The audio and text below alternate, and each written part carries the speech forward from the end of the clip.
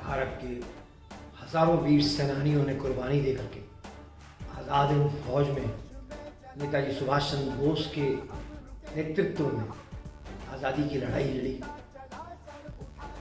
लाखों क्रांतिकारियों ने अपने प्राण न्यौछावर किए और करोड़ों भारतीयों ने महात्मा गांधी का अनुसरण करते हुए भी शांतिपूर्ण तरीके से भी अंग्रेजों का विरोध किया। तब जाकर के हमें स्वाधीनता मिली और उसी स्वाधीनता का जश्न हम परिवार में, देश में, मोहल्ले में मनाते हैं। लेकिन अपने घर में, अपने बच्चों में भी उसके संस्कारों को देने के लिए यह एक बहुत ही अभूतपूर्व उत्सव है। उसे मनाने के लिए खाली ध्वजारोहण काफ़ी नहीं है, उसके साथ कुछ ना कुछ ऐसी एक्टिविटी होनी चाहिए ताकि स्वाधीनता दिवस की छुट्टी का आनंद बच्चों को भी एक अलग तरह से लुभाए और उन्हें एक मार्गदर्शन भी दे कि इस उत्सव को बहुत दिल से मनाना चाहिए। मेरे प्रपोत्र ने भी अभी 3 रंगों के लड्डू बना करके स्वाधीनता दिवस मनाया। आइए मैं आपको एक ऐसी तिरंगे रंग की पुडिंग बनाने का तरीका बताना चाहता हूँ। इसमें आपको भी आनंद आएगा और आपके परिवार में आपके बच्चे उस डिश को एंजॉय भी करेंगे और उसे खाने का भी आनंद उठाएंगे।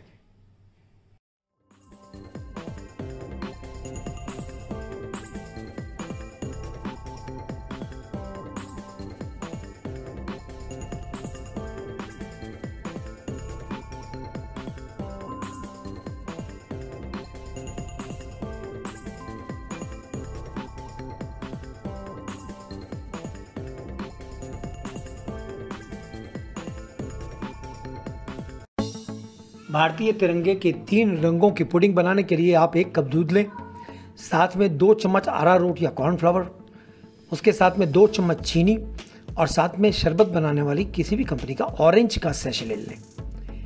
अब सबसे पहले दूध को आपको गर्म करना है। दूध को गुनगुना गर्म करना है क्योंकि आपको जो कॉर्नफ्लावर या अरारोट का 2 चम्मच है उसके अंदर उसको मिक्स करके एक पेस्ट बनाना है। जब आप महसूस करें कि ये गुनगुना होने वाला है तब इसमें अरारोट के अंदर वो ऑरेंज का सैशे डालते हुए और साथ में दूध भी थोड़ा सा डाल करके और उसका पेस्ट बनाना है। इधर आप पेस्ट बनाएंगे, उधर दूध साथ साथ गर्म होता रहेगा और जब दूध थोड़ी और गर्म होने लग जाए और इधर पेस्ट तैयार हो जाए उस समय आपको दूध में 2 चम्मच चीनी भी मिलानी है। ये चीनी आप वैसे दूध में शुरू में प्रारंभ में भी मिला सकते हैं, लेकिन इस लेवल पर भी मिला सकते हैं। दूध में किसी भी समय चीनी मिलाई जा सकती है। अब वो समय है जब मैं इसके अंदर 2 चम्मच चीनी डाल रहा हूँ दूध के अंदर और इसके साथ में ये जो पेस्ट ऑरेंज कलर का बनाया है इस पेस्ट को भी मिलाना है। अब मध्यम आंच पर दूध को रखना है और इसमें जो पेस्ट ये मिलाया जाएगा इसके बाद में दूध को निरंतर खिलाते रहना है क्योंकि ये बहुत जल्दी ठीक हो जाएगा।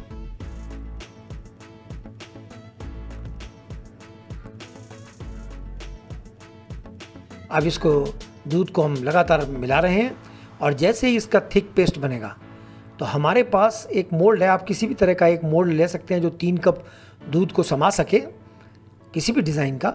मैंने यहाँ पर एक जेली का मोल्ड लिया है और उसी मोल्ड में मैं अब इस ऑरेंज कलर की जो ये थिक पुडिंग बन गई है इस पुडिंग को डालूँगा।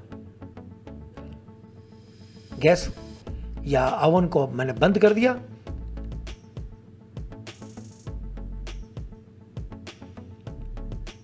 यहाँ पेस्ट तकरीबन थिक तैयार है। आप देख सकते हैं उसकी कंसिस्टेंसी, ये ऑरेंज कलर का है,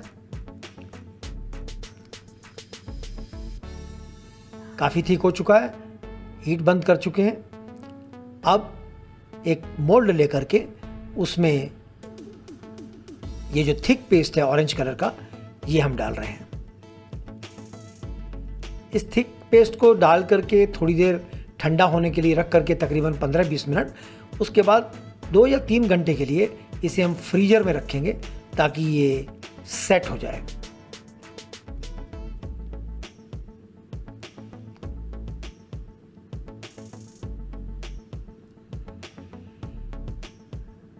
थोड़ा सा ठंडा होने के बाद में अब इस मोल्ड को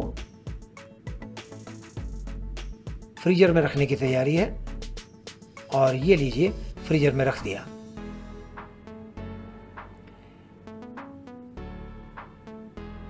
दो या 3 घंटे फ्रीजर में रहने के बाद में दूसरे रंग की प्रक्रिया शुरू होगी।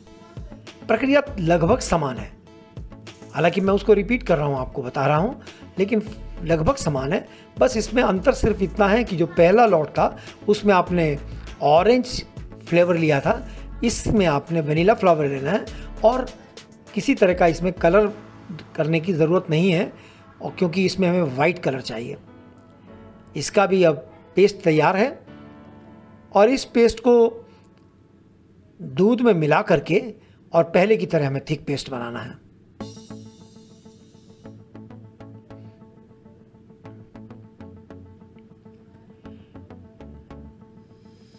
ये लीजिए मिक्स हो गया कॉर्नफ्लावर उस गुनगुने दूध में, और अब गैस को दोबारा शुरू करके, हीट को दोबारा स्टार्ट करके, और इसमें हमें दूध में चीनी और पेस्ट डालना है।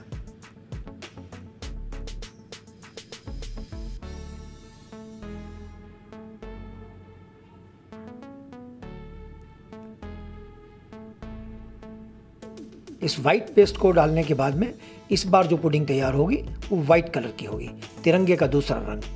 पहला जो हमने ऑरेंज लिया था वो केसरिया शो करता है, और इस दूध में अब हम मिडिल लेवल की मीडियम हीट करके और इसका भी हम थिक पेस्ट तैयार कर रहे हैं।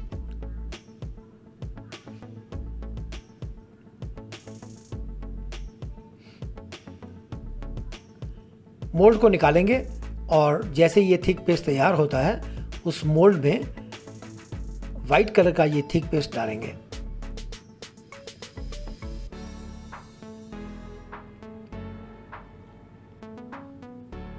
पहले से जो ऑरेंज कलर का जमा हुआ उसके अंदर जमी हुई पुडिंग है, उसी में ऊपर से अगर आप गुनगुना वाइट डाल देते हैं तो कोई दिक्कत नहीं है, क्योंकि वो दोनों को जोड़ने के काम आता है, बाइंडिंग के काम आता है। तो ऑरेंज और वाइट आपस में इससे बाइंड हो जाएंगे, लेकिन लेयर अपनी अलग अलग रखेंगे।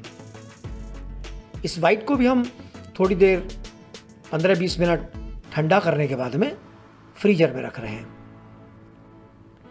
2 घंटे के बाद में दोबारा अब हम ग्रीन पर आते हैं। अब आमतौर पर ग्रीन के लिए हमें फ्लेवर तलाशनी पड़ती है, लेकिन मैंने इसके लिए खस का शरबत ढूंढा है। एक अच्छी कंपनी का खस का शरबत बहुत बेहतरीन फ्लेवर देता है, और इस बार मैं चीनी पहले ही डाल रहा हूँ, और चीनी डालने के बाद में पेस्ट जो तैयार कर रहा हूँ वो कॉर्नफ्लावर के अंदर जो खस का शरबत है, सिरप है, उस सिरप को सीधे मिक्स कर रहा हूँ। अपने टेस्ट के अनुसार इसमें सिरप मिक्स कर सकते हैं, और जब ये मिक्स हो जाता है पेस्ट, तो इसे भी दूध में हमें मिला करके, और अब की बार जो पेस्ट तैयार होगा वह ग्रीन होगा, और इसको दूध में मिलाने के बाद जो पुडिंग तैयार होगी वह भी ग्रीन होगी। इस तरह हम तिरंगे के तीनों रंगों का समावेश कर पाएंगे।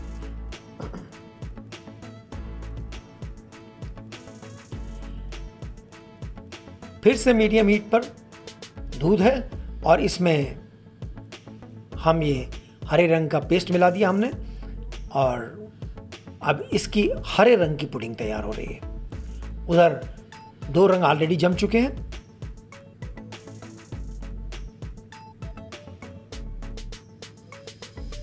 इधर ये पुडिंग तैयार हुई, और उधर हमने फ्रीजर में से मोल्ड को बाहर निकालना है।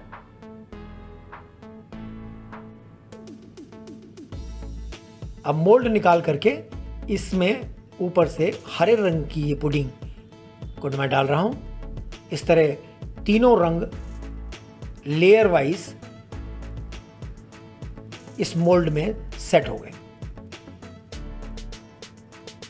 बच्चों को इस पुडिंग में बहुत मज़ा आता है, तिरंगा भी नज़र आता है और 3 अलग अलग तरह की फ्लेवर एक ही पुडिंग में मिलती हैं। अब देखिए फ्रीज़र में रख दिया, अब ये फ्रिज में ठंडा होकर के तैयार हो गया। निकाल करके मैंने इसको थोड़े से गुनगुने पानी के अंदर मोल्ड को रखा ताकि ये किनारे छोड़ दे। इसके बाद मैंने इसको प्लेट पर पलट दिया।